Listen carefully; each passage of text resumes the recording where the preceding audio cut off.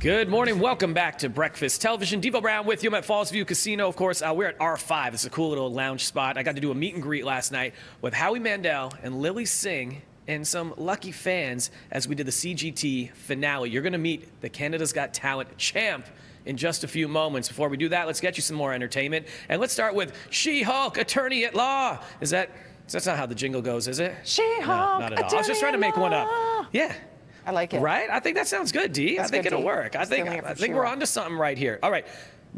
Yeah, new comedy series. It's going to star Canadian Tatiana Maslany. Now, we know her from Orphan Black, of course. She's Jennifer Walters. She's a 30-something single lawyer, just trying to be a normal lawyer. She specializes in superhuman-oriented legal cases. Here's the thing. Her cousin is Mark Ruffalo, a.k.a. Bruce Banner, and Hulk in this role. So this is pretty cool. It shows her trying to navigate her life. We got the first trailer of it, but the questionable aspect is the CGI. Let's look at the trailer. Oh, no.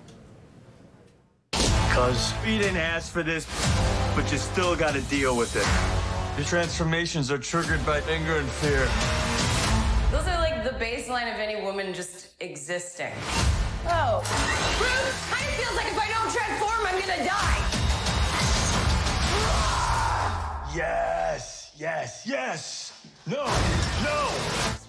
I like it, Dee. I have no problem with the CGI. Why? Why are people poo-pooing it? Okay. I like it. Here's what people are talking about. So we're going to show you a photo right here.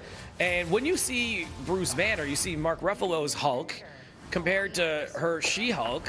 Yeah. It's not as clean. It's not as crisp. People have an issue with this. They're kind of reminding of the bad CGI from Will Smith's Aladdin or Sonic. All those were corrected as they finish it off because this is still 3 months away from coming out. So maybe they'll correct it a little bit, but it is a little bit off. Yeah, they'll tweak it. I think it's a. I mean, Dee, I hear what you're saying.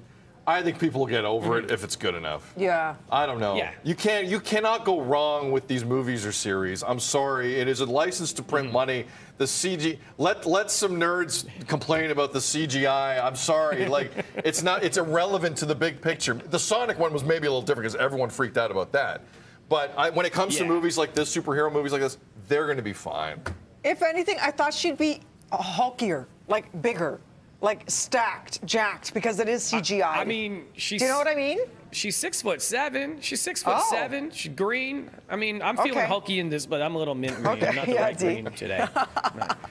Can't do it. All right, that's coming out August 17th, Disney Plus. That series, of course, Mark Ruffalo and Canadian Tatiana Maslany. So shouts to her getting that role, and I think it's going to be a lot of fun. It's going to be funny. Like the two of them together already look. You can see the chemistry on that. So I think that'll be great.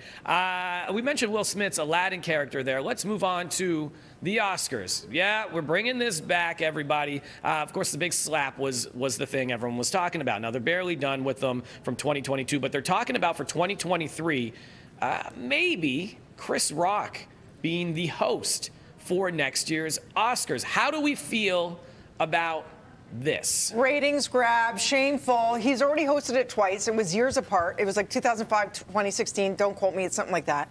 And they never asked him back. All of a sudden, gee, I wonder why they want him back. Because ratings are in a slump for award shows across the board. It's such a cheap, move on their part. But here's the thing. Go ahead. Oh, go ahead. Sorry. No. You go, then I'll go. Go ahead. All right. The only thing I was going to say is you're saying ratings are in a slump. Well, this year it was up by 60%. It was 16.5 million people watched this year's Oscars with Amy Schumer and, of course, Regina Hall and Wanda Sykes. So, I don't know. Okay. Sid? I think it is weak. I think it's weak. Listen, did the Oscars protect Chris Rock in that moment? Nope. What did the Oscars do? They let it happen. They let Will Smith sit back down. No one in the truck, and I'm not saying I would have had the guts either, no one in the truck made any serious move to remove him.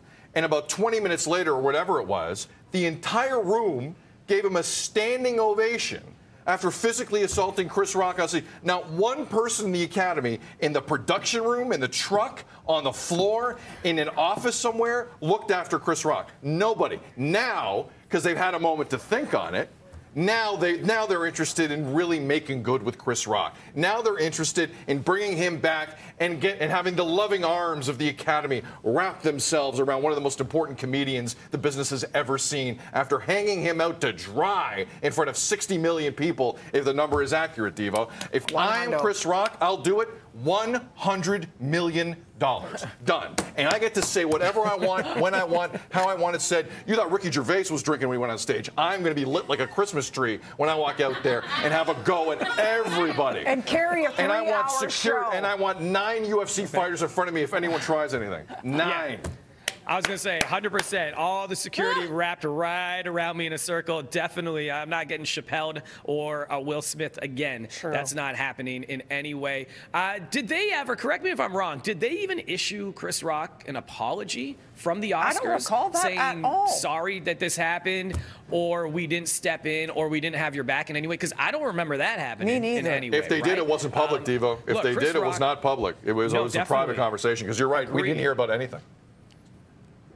And when he hosted it, he was really good. Really good. So I get maybe bringing him back, but you're right. It is a grab for that audience to come back and see what he's going to say on that stage. 16.5 million was what it was for the audience this year. So there we go. We'll see what happens. There are other names in the hat that they're throwing in, but this is the one that came out. There was a statement from ABC's president saying, you know, we're looking at this. This is something that we want to explore, and maybe it's something that can happen. So we'll see how it goes. All right, coming up next, this is amazing. Canada's Got Talent. The finale was yesterday. The winner is right here. Nice. She joins me live. Shanique Fournier is in the building, y'all. We'll be back to talk to her right after this.